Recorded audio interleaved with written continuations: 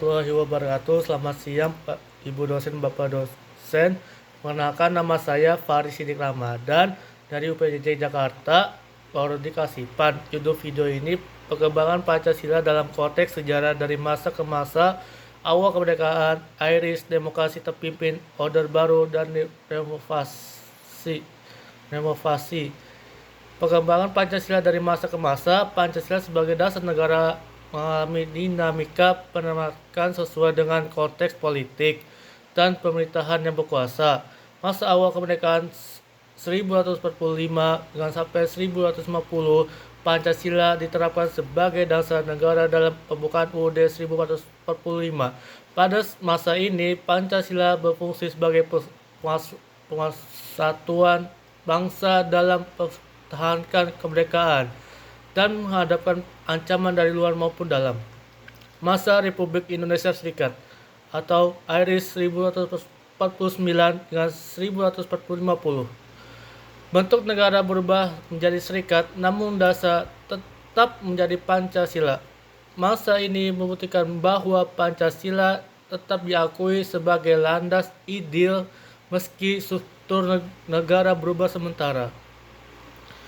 Masa demokrasi terpimpin 1849 sampai 1866. Pancasila dikembalikan kepada konstitusi yang asli UUD 1845. Namun dalam praktiknya terjadi penyanderaan pantai dan penekanaan pada aspek nasionalisme serta anti-imperialisme yang kadang menafsirkan Pancasila secara pihak.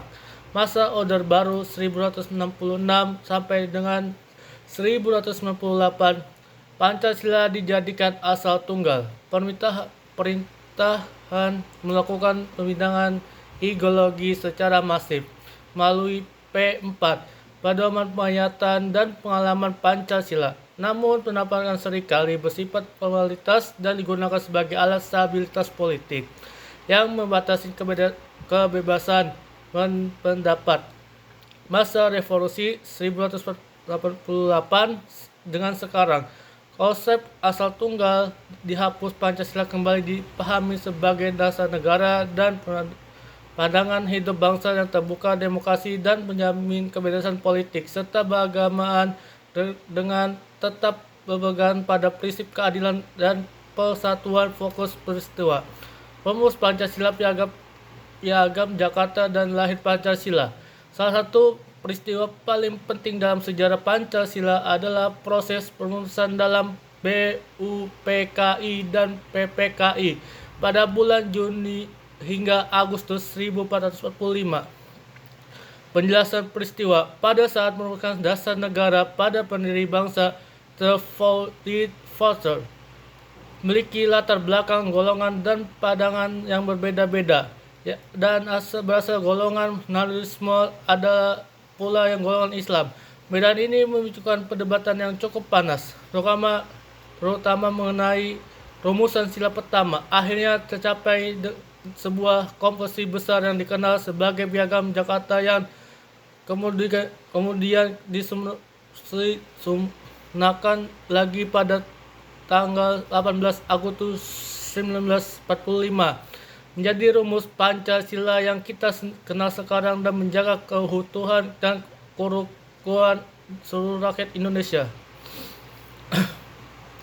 Nilai Pancasila yang tercermin dalam peristiwa perumusan Pancasila tersebut. Nilai yang paling menonjol dari tercermin adalah nilai persatuan sila ketiga, persatuan Indonesia pada pendiri bangsa, maupun mengesampingkan perbedaan kepentingan golongan demi kepentingan yang lebih besar, yaitu tegangan negara kesatuan Indonesia yang memiliki jalan tengah diterima oleh semua pihak.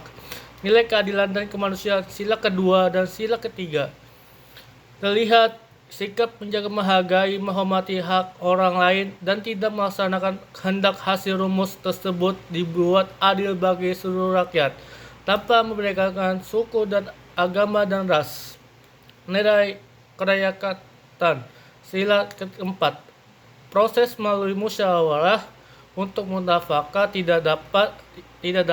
Tidak ada pemenang atau pecundang, yang ada kesepakatan bersama untuk kebaikan bersama.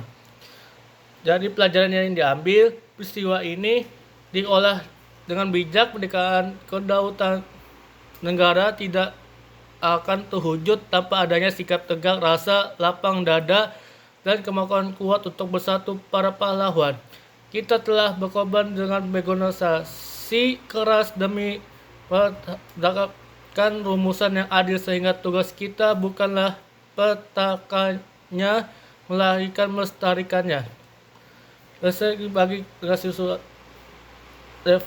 bagi generasi muda ini saat ini, nilai musyawarah dan persatuan ini tidak relevan di era digital saat ini.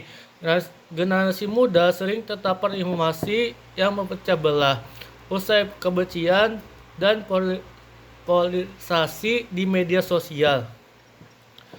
Pelajaran ini untuk mengajak kita untuk tidak mudah terprovokasi oleh isu SR, pendapat secara satuan, dan menjaga perbedaan sebagai kekayaan bangsa.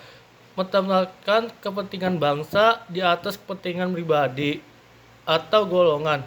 Pancasila bukan hanya sekedar hafalan, melainkan cara hidup, way of life, untuk menjaga Indonesia tetap utuh dan maju. Sekian dari saya. Assalamualaikum warahmatullahi wabarakatuh.